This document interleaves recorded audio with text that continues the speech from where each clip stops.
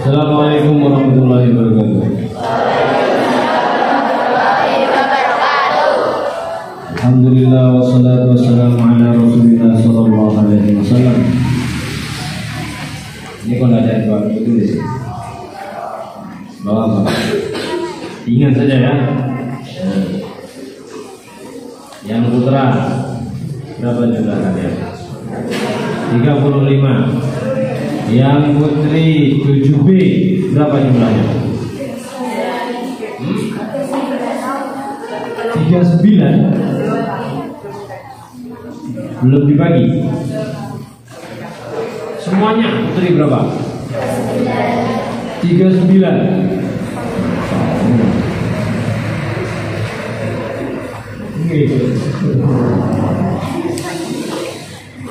Yang putra dari Karanganyar, coba angkat tangan. Angkat tangan yang tinggi. Dari Kabupaten Karanganyar. Dah, turun. Yang putri Karanganyar. Oh, kemudian yang putra Sragen dari Kabupaten Sragen. Yang putri Sragen. Terus apa lagi kalian? Hah? Bekasi. Bekasi. Oh, tangan kiri Bekasi, tangan kanan. Nah. Terus apa lagi kalian? Hah? Jambi. Mana Jambi? Oh ya. Karanganyar, Sragen, Bekasi, Jambi. Mana lagi? Cilacap. Mana Cilacap? Oh ya, Cilacap. Terus yang lainnya apa? Sudah. Yang putri Karanganyar, Sragen, apa lagi? Indramayu. Mana? Oh, satu. Terus mana lagi? Tidak ada kalian, cuma dari 3 ini. Wonosobo. Oh ya, Wonosobo. Wonosobo 2. Terus apa lagi? Kediri, Jawa Timur. Mana? Jauh kamu. Terus mana lagi? Ngawi. Mana Ngawi? Dada Ngawi. NTB. Mana ada NTB?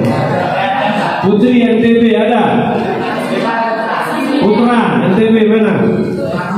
Oh ya. Dah. Dengarkan. Nah, materinya apa ini? Tahu kalian? Adab bergaul.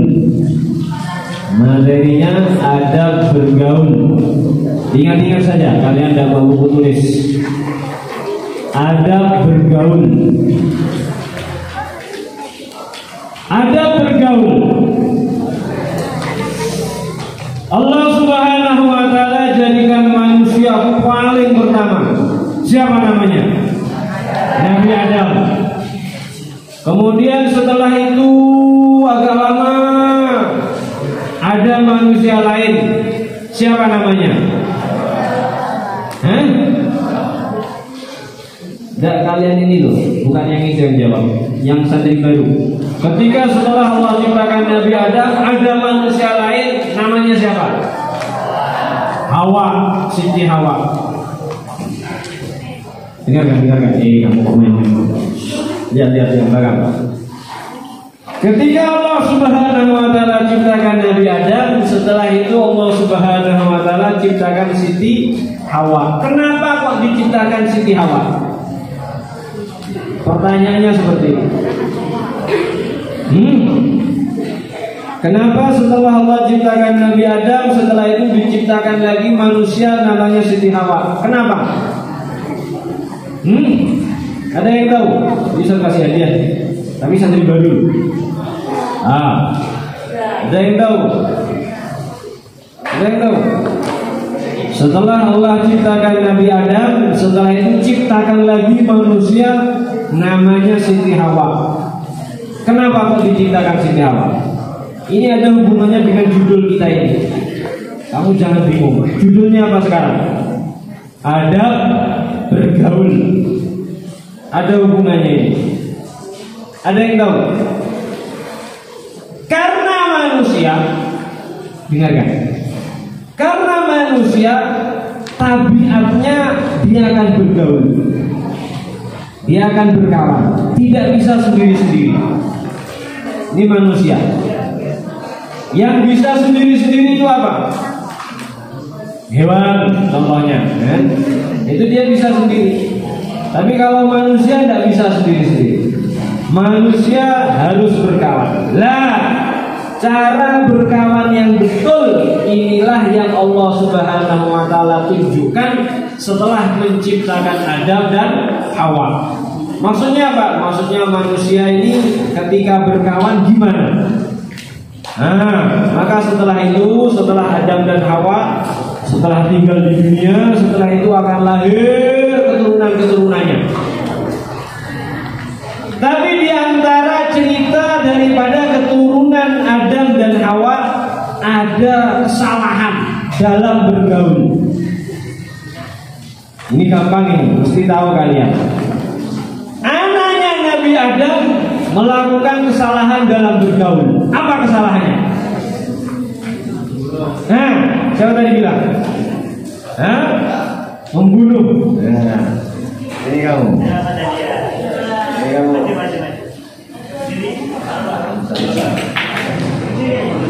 Ini kamu.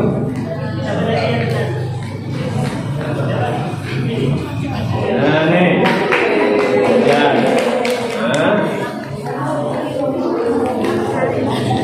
Ketika Allah Subhanahu wa taala ciptakan Nabi Adam dan Hawa, setelah itu punya keturunan dan dalam keturunannya ini ada kesalahan dalam bergaul. Yaitu apa? Membunuh. Ini salah apa betul? Salah. Manusia ini baik kok duduk bareng. Ini seperti ini baik, ada yang gemuk, wah. Ada yang kurus, kecil. Tapi itu tidak masalah. Yang penting mereka ini bagaimana cara kita bergaul. Kesalahan bergaul anaknya Nabi Adam adalah pembunuh. Siapa pembunuhnya? Kamu jawab. Kalau nggak bisa jawab, kembalikan ke Ustaz. Yang bunuh siapa? Qabil. Nanti kasih tahu. Yang dibunuh siapa? Habil. Oh ya sudah. Nah, Qabil, Habil. Kenapa Qabil bunuh Habil? Ini lain cerita ini sudah. Kamu jangan jawab. Kamu sudah saya kasih tahu semuanya. Kenapa Qabil bunuh Habil? Santri baru. Apa? Cemburu. Kenapa kok cemburu? Diam. Kenapa kok cemburu? Hah? Dan Ustaz, kamu ngomong apa? Qabil milih istri. Istrinya siapa yang dipilih sama Qabil? Istrinya Habil. Kenapa Qabil milih istrinya Habil? Karena istrinya Habil lebih cantik daripada istrinya Qabil. Iya betul kamu. Mau hadiah juga kamu? Kau putra terus ini. Yang putri gimana ini? Tapi hadiahnya lebih kecil tidak apa-apa ya?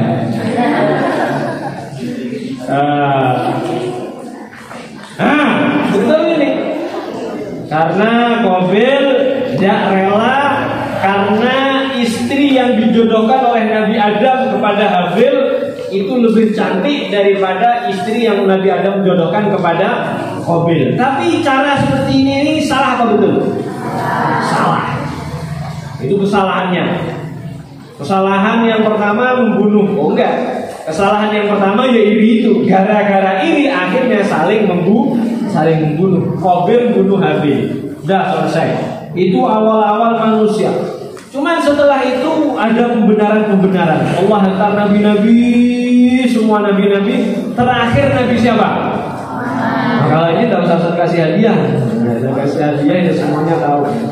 Terakhir Nabi Paham benar? Dengarkan. Ini kamu ngapain? Terakhir Nabi Muhammad lahir di mana? Di Mekah. Ketika itu orang Mekah juga punya salah dalam pergaulan. Apa kesalahan orang Mekah dalam pergaulan? Kesalahan orang Mekah dalam adab bergaul. Apa kesalahannya? Kamu Cilacap. Apa? Tidak tahu. Jangan tidak tahu kamu. Kamu dari SDE kan sebelum ini kan? Kepala sekolahnya Pak Amin kan? Wah, ini hati-hati kamu. Nanti Ustaz laporkan Pak Amin.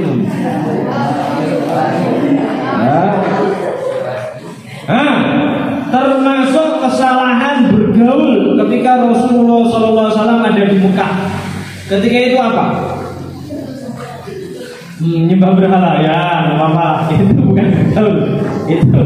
Itu nyembah kepada. Ini bergaul itu maksudnya dengan manusia. Itu namanya bergaul.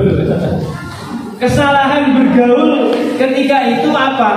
Ketika itu nakalnya mereka tidak memperhatikan antara laki-laki dan wanita. Intinya apa? Pergaulan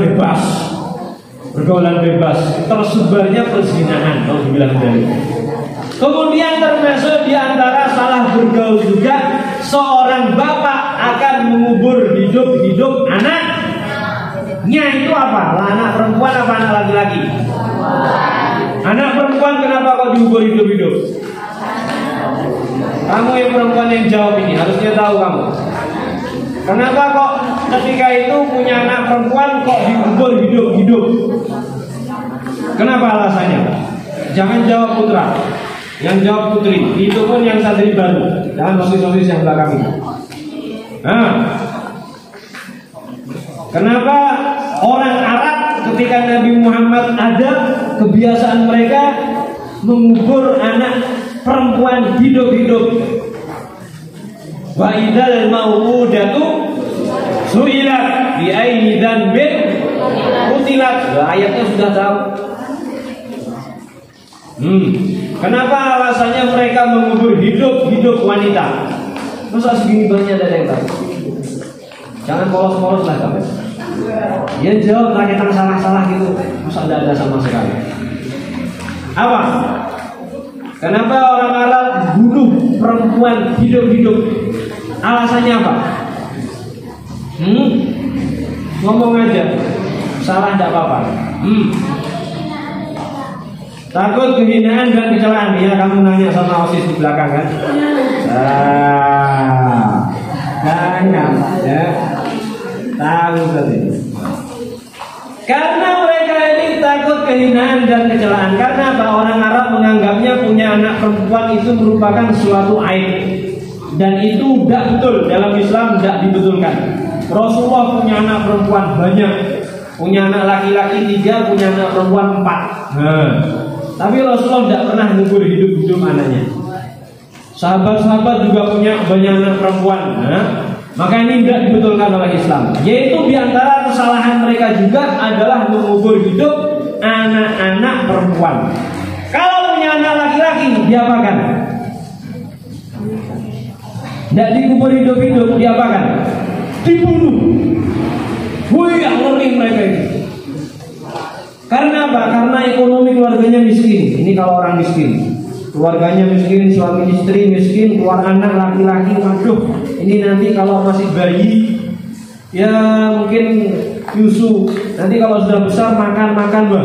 Ini kalau makan nanti kan yang nyari makan kan saya.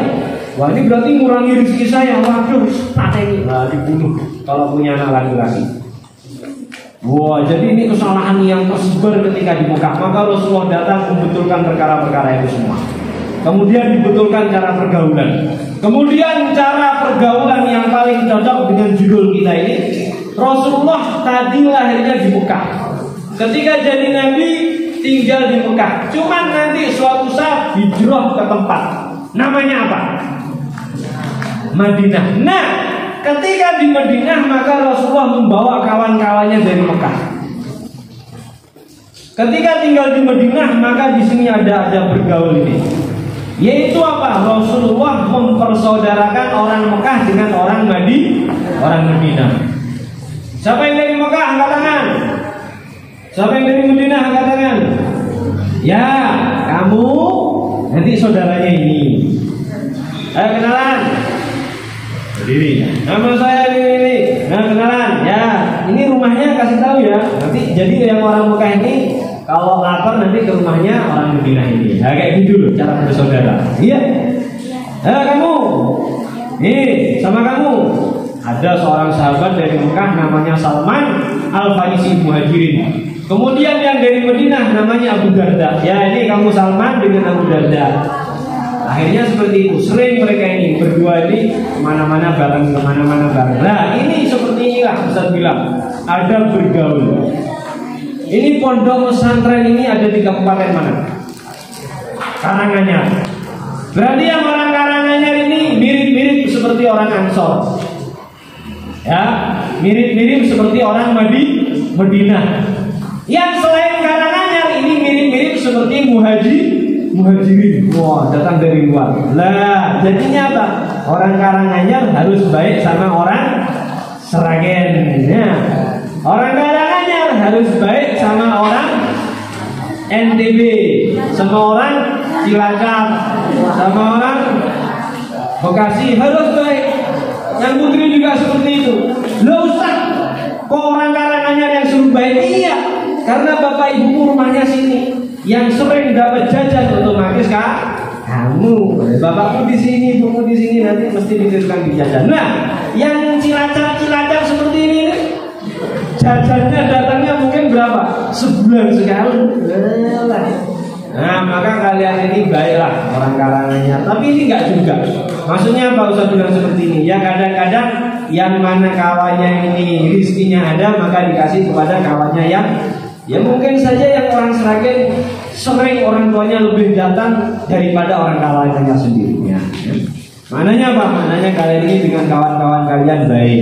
Kemudian ada bergaul dengan yang lainnya adalah dengan kakak kelas. Kakak kelas kalian ini kelas berapa? Kelas 8 dan kelas 9. Itu kalau dengan kakak kelas itu ada bergaulnya gimana? Sudah diterangkan dari sama Ustaz Mursyid, ya loh. Menggunakan kata-kata yang baik, sopan, tidak membentak, tidak menyuruh, ya.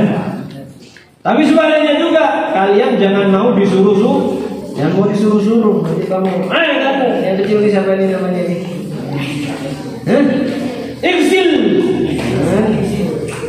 Iksil, oh ini kecil, ya kan? Nanti disuruh sama siapa? Kakak kelas yang badannya besar, lama. Ayo kamu kecil, pijuti saya. Yang maksudnya nyuruh perkara yang baik-baik. Nyapu, kalau punya piket diingatkan harus mau, ya. Tapi kalau perkara-perkara yang suruh cucikan bajunya kakak kelas, suruh mijiti kakak kelas, jajankan kakak kelas, yang seperti itu tuh tidak boleh. Ya, jangan mau maksudnya. Kamu kalau disuruh seperti itu tidak mau.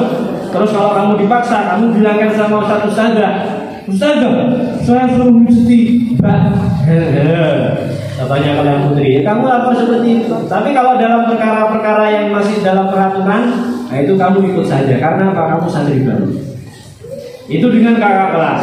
Kemudian dengan ustaz-ustazah. Cara bergaul dengan ustaz-ustazah.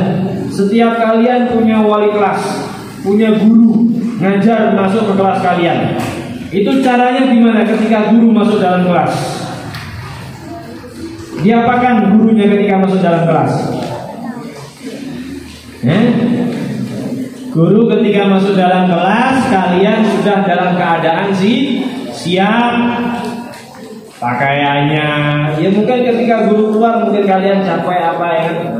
Yang putri mungkin pintunya ditutup biar sama-sama perempuan subuh atau apa kita kipasan ya. Tapi nanti kan kalau gurunya masuk kan mesti kasih kode. Nah, maka sebelum itu sudah kalian sudah siap-siap. Ataupun biasanya kelasnya kan bersih, aduh sumuk dilosor ya. Nah itu biasanya seperti itu, Ustaz tahu ya kan? Tapi nanti ketika gurunya sudah masuk, kalian sudah dalam keadaan siap. Nah, itu pertama. Kemudian yang kedua, ketika gurunya nerangkan diperhatikan. Kemudian yang selanjutnya, ketika tidak tahu, tanya apa diam? Tanya, jangan diam. Tanya, kenapa ini seperti ini? Loh, kalau sering-sering tanya nanti kelihatan gobloknya. Ya, tapi tidak apa-apa. Sering-sering tanya nanti kelihatan banyak terus, tidak apa-apa. Gini, Ustaz punya cerita ini. Kebetulan Ustaz setelah belajar di Indonesia, Ustaz sempat belajar ke Al-Azhar di Mesir, Kairo sana. Maka ketika itu kita satu kelas itu macam-macam. Ada orang Afrika, hitam-hitam, rambutnya keriting-keriting, ya kan, cocok di bakmi. Ya kan, Ustaz melihat rambutnya itu nafsu bikin lapar. Ini kalau mie seperti ini enak, ya kan. Kemudian ada lagi kawan Ustaz orang Cina, ya kan, ada lagi orang Rusia, matanya biru-biru, ya. Pipinya merah-merah. Itu cowok itu meskipun tidak dikasih itu pipinya merah. Kalian ini tidak bisa pipinya merah. Kawan Ustaz orang Rusia itu cowoknya itu pipinya merah, tidak dikasih apa-apa itu. Memang seperti itu, ya kan. Ada lagi yang dari macam-macam itu. Itu kita duduk satu kelas. Dosen nerangkan pakai bahasa Arab. Kemudian setelah penerangan dosen nanya, ada yang paham tak? Ada yang tak paham tak? Saya sebenarnya tidak paham, cuman malu, ya kan? Masa saya tidak paham, nanti kelihatan blon nanti, ya kan? Masa jauh-jauh dari Indonesia datang ke Mesir, diamlah. Ternyata kalau Ustaz nanya. Ternyata ketika itu yang Ustaz temukan ketika ujian, kenapa kok saya itu ketika di kelas kok ditanya paham atau tidak paham, jawabannya paham. Dan ternyata susahnya nanti ketika di dalam ruang ujian, nggak bisa jawab. Wah, ini aslinya saya tidak paham.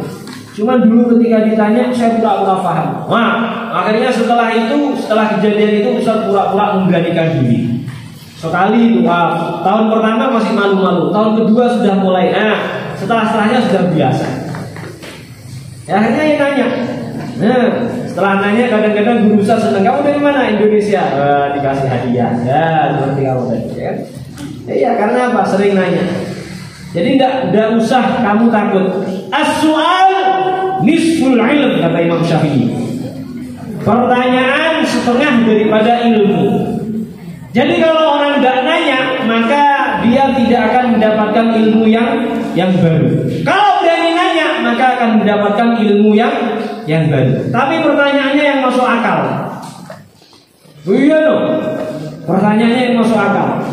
Contohnya, Ustaz ini lagi menerangkan bahasa Arab. Oh enggak, Ustaz bukan bahasa Arab. Sekarang yang bahasa Arab ganti. Ustaz terangkan nahu. Nahu contohnya ismun wa fi'lun wa harfun. Isim itu apa? Nama-nama benda. Ada yang tanya, Ustaz, Allah, itu kan bukan benda, Ustaz. Jadi itu maksudnya apa? Masuk isim, apa masuk fi'il, apa masih huruf? Nah, kayak gitu loh. Pertanyaan pintar tuh kayak gitu. Ayo Ustaz, gimana Ustaz? Saya udah paham. Kan tadi katanya isim itu nama-nama benda. Ini tembok, jam, kaos kaki. Ini kan nama-nama benda manusia. Lah Allah itu kan bukan benda. Ayo, itu maksudnya mana Ustaz? Isim apa fi'il apa huruf? Kamu nanyanya seperti itu, yang ada hubungannya. Jawabannya apa? Isim, karena ada yang namanya asmaul husna. Asma itu jamak daripada isim. Ismun, ismani, asmaun, nama-nama. Loh, berarti Allah itu punya nama-nama. Loh, berarti Allah itu isim kategorinya, bukan masuk fi'il, bukan masuk huruf. Kayak gitu. Kamu pertanyaan seperti itu. Nanya, jangan diam saja. As-su'al nisful ilm. Pertanyaan itu setengah daripada ilmu. Kalau mau nanya, maka akan mendapatkan ilmu baru. Kalau tidak mau nanya, susah. Akhirnya di kelas ngantuk, sambil mupil-mupil. Habis itu garuk-garuk, ya kan? Yang putri mainan tudung, dipupil, ya kan? Yang tudungnya dibetulkan, apa-apa. Ya. Karena apa? Ya tidak asik dengan pelajaran. Tapi kalau kamu perhatikan betul-betul, tanya. Itu adab dengan guru. Sekarang adab dengan ustadz ustadzah. Apa bedanya guru dengan ustadz? Ya kalau dulu seperti ustadz ini masuk ketika pelajaran, nanti setelah ini pulang masing-masing. Nah kalau ustadz ustadzah yang tidur di sini, ya sudah itu berarti ustadz ustadzah. Yang nemenin kalian tidur di sini, ya kan? Yang putra ada ustadz muslimin. Siapa lagi yang kamu kenal? Sudah berapa hari kalian tidak kenal ustadz? Ustadz siapa lagi? Selain ustadz muslimin, ustadz siapa? Yang putri aja, ustadzah. Kalian siapa yang kalian kenal? Ustadzah siapa?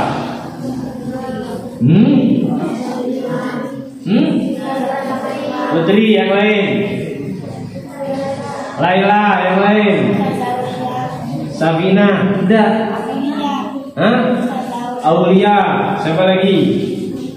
Ya itulah, ya kan? Kalian nanti kenal ya. Putra ini gimana ini? Ya? Nah itu bedanya ustadz dengan guru. Kalau ustadz itu ya yang tinggal sama tidur kalian di sini. Kalau guru ya seperti ini guru. Karena datang ketika sekolah, jadi setelah itu pulang ke rumah masing-masing. Nah kalau dengan ustadz-ustadzah ada bergaulnya gimana? Wow, ini lebih lengkap lagi. Karena apa? Mereka itu pengganti orang tua kalian di sini. Bapak ibumu itu tidak ada di rumah sana. Lah penggantinya bapak ibumu itu ya ustadz-ustadzah itu. Karena apa? Waktumu dengan ustadz-ustadzah itu lebih banyak daripada dengan guru-guru. Kalau seperti ustadz ini guru datang setelah ini ya pulang ke rumah. Nah kalau waktumu dengan ustadz-ustadzah itu tiap hari kalian. Nah itu gimana? Maksudnya apa? Penghormatannya juga harus ada, bahkan lebih besar. Kamu hormat dengan ustadz-ustadzah, ya kan? Disuruh manut. Habis itu ya bagus-bagus lah kalau kamu itu deketin sambil pijet-pijetin. Nah kayak gitu. Dulu ada seorang sahabat namanya Abdullah bin Abbas. Abdullah bin Abbas ini Rasulullah kemana-mana diikuti. Rasulullah bangun tidur itu sudah disiapkan air wudhu. Zaman dulu nggak seperti zaman sekarang. Ya kebetulan kalian Indonesia ini air gampang. Tapi kalau negara-negara sana itu air susah. Ya Afrika, itu air susah ya. Oh itu di zaman Rasulullah air susah. Maka untuk wudhu maka nggak bisa buka keran seperti itu, nggak harus disiapkan air wudhu. Kalau Abdullah bin Abbas itu sudah menyiapkan.